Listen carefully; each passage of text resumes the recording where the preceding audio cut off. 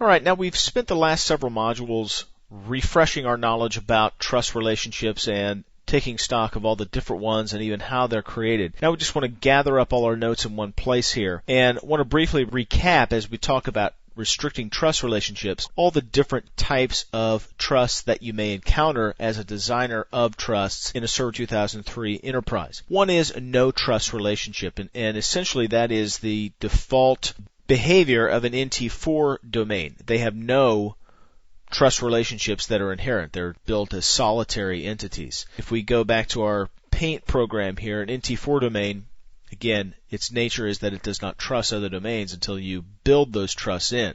Between domains in a forest, another type, trusts that exist between domains in a forest, means that in Server 2003 or Windows 2000 forests, the trust relationships are built in. They are two-way, they are transitive in their nature. Shortcut trusts, as we saw earlier, are trusts that can be created between two domains in a rather deep type of logical forest hierarchy. So typically it's created between two domains in two different trees in a forest. An external trust is the fourth type of trust relationship that can exist.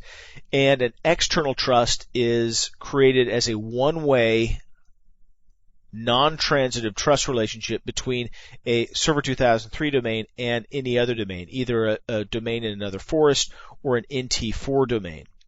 An external trust with the Kerberos realm, again, is to trust logical groups of computers that exist in a Unix environment.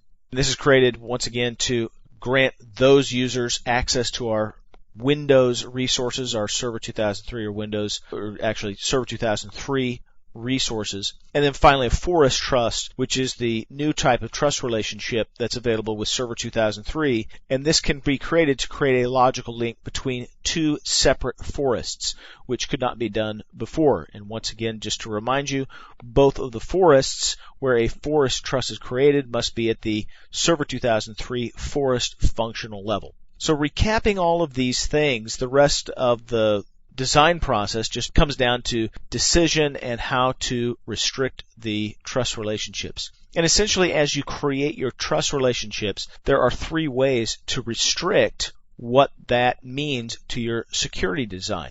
One is that you pick the direction of the trust, and that the important thing there in picking the direction of the trust is understanding what the arrow means in a schematic chart. Trust ed domain, trust ing domain, what resources you're giving trust to what accounts. These are the things that are determined by the direction of the trust. Another way you can restrict the behavior of the trust is to understand about the transivity in the trust relationships.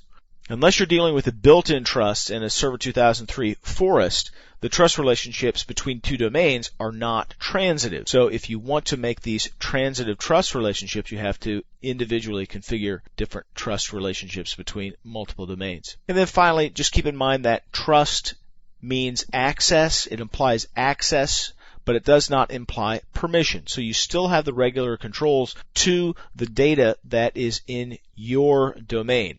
Again, for example, this domain, we'll call this domain A, trusts the accounts in domain B. So the accounts have the ability to access resources that are in domain A, but that does not imply permission. I still can have a resource here, a folder, a database, and I can still apply permissions that say these accounts, though they have access, only have access to read the data, not to change it or compromise its security in any other way. So keep these things in mind, and you will go a long way towards designing the trust and forest structure that you need for your security.